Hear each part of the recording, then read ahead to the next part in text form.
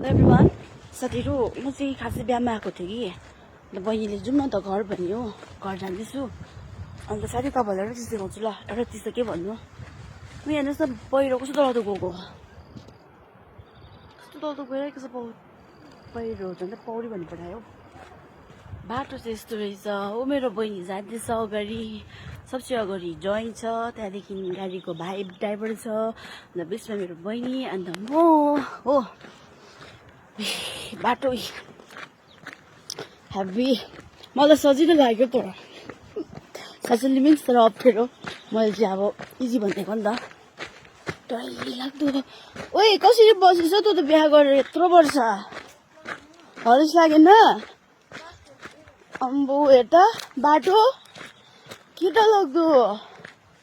साथीहरू पछि पहिरो गएको रहेछ